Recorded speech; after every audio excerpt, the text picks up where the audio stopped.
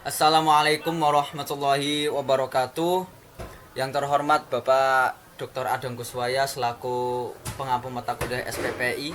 Yang terhormat Bapak Ibu semua, teman-teman dari program Pasca Sarjana IAIN Salatiga kelas B jurusan PAI.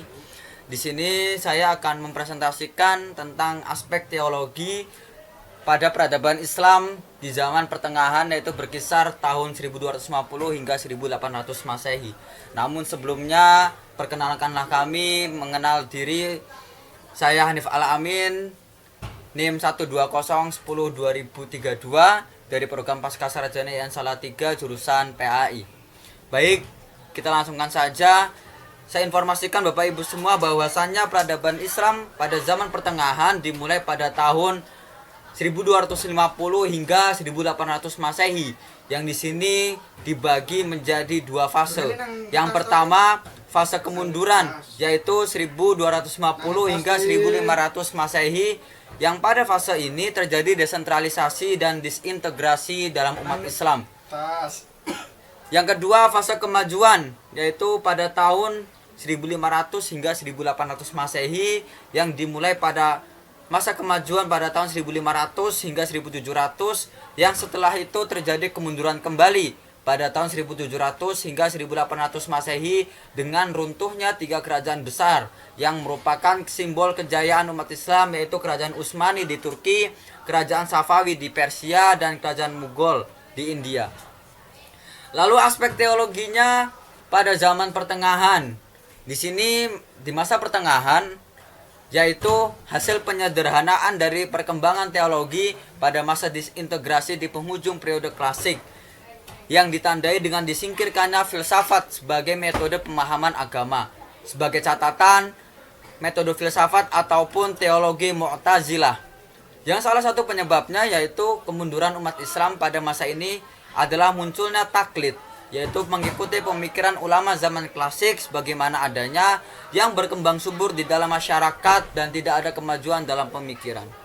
Pada zaman ini, teologi dengan pemikiran rasional atau Mu'tazilah hilang dari dunia Islam, yang bahkan pernah menjadi aliran resmi negara pada masa Khalifah Al-Ma'mun, yang selanjutnya diganti oleh Khalifah Al-Mutawakkil, yaitu paham Asy'ariyah. Nah, namun berjalan berbagai sumber yang ada di sini muncul teologi Jabariyah atau fatalisme yang besar pengaruhnya terhadap umat Islam di dunia. Yang ciri-ciri teologi Jabariyah seperti yang sudah dibahas di pertemuan sebelumnya. Yang pertama, kedudukan akal yang rendah. Yang kedua, ketidakbebasan manusia dalam kemauan dan perbuatan. Yang ketiga, kebebasan berpikir yang diikat dengan banyak dogma. Yang keempat, statis dalam sikap dan berpikir. Tetapi dalam sumber berbeda, Bapak Ibu semua, disebutkan bahwasanya faktor kemunduran zaman pertengahan yaitu dengan didominasinya paham Asy'ariyah, yang di sini digagas oleh salah satu anggota Mu'tazilah yang telah keluar, yaitu Abu Hasan Al-Asy'ari, yang di sini tidak puas terhadap argumen dari gurunya yang juga dari Mu'tazilah, yaitu Al-Jubai, tentang bagaimana kedudukan mukmin, kafir, dan anak kecil di neraka.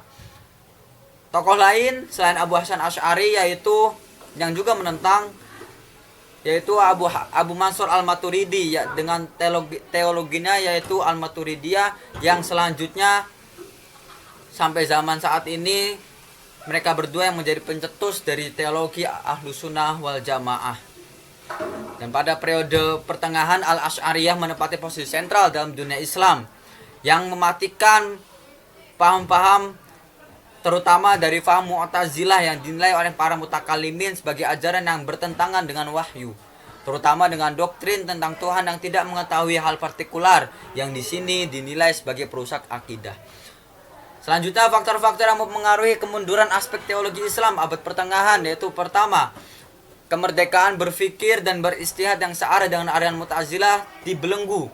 Yang kedua, kedinamisan akidah dan kepercayaan lambat laun menjadi statis karena metode akli dipindah ke metode nakli. Yang ketiga, terjadinya perselisihan paham antara Asy'ariyah dan juga Mu'tazilah. Yang keempat, para ulama yang sudah kehilangan gairah untuk melakukan istihad dan lebih suka menutup diri karena pergolakan yang terjadi. Sekian dan terima kasih atas pemaparan dari kami. Kritik dan saran sangat dibutuhkan atas hal ini. Sekian dari saya. Wallahul muwaffiq ila aqwamit thoriq. Wassalamualaikum warahmatullahi wabarakatuh.